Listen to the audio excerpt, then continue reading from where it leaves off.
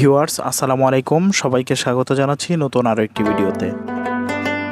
জামালপুর জেলার বকশীগঞ্জ উপজেলার বকশীগঞ্জ শহরে বকশীগঞ্জ পৌরসভার দড়িপাড়া এলাকায় নির্মিত মসজিদে নূরের নান্দনিকতায় মুগ্ধ দর্শনার্থীরা।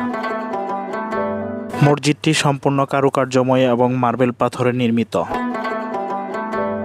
এখানে আসা দর্শনার্থীরা জানিয়েছেন তুরস্ক বা মিশরের আদলে নির্মিত এই মসজিদের কারুকার্যগুলো। 2018 সালের মে মাসে উদ্বোধনের পর এখানে নিয়মিত নামাজ আদায় করেন মুসল্লিরা। একসাথে 2500 মুসল্লি জমায়েত হতে পারে এখানে।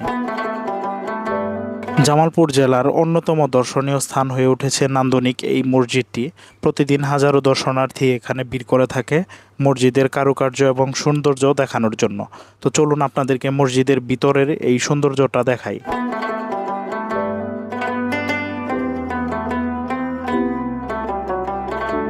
তো ভিউয়ার্স, আপনারা যারা সুন্দর এই মসজিদটি দেখতে আসতে চান অবশ্যই আপনাকে আসতে হবে জামালপুর জেলায়, এবং জামালপুর জেলা থেকে আসতে হবে বকশীগঞ্জ উপজেলায়। বকশীগঞ্জ উপজেলার বকশীগঞ্জ পৌরসভা দড়িপাড়া এলাকায় তুরস্ক বা মিশরের আদলে নির্মিত এই মসজিদটি।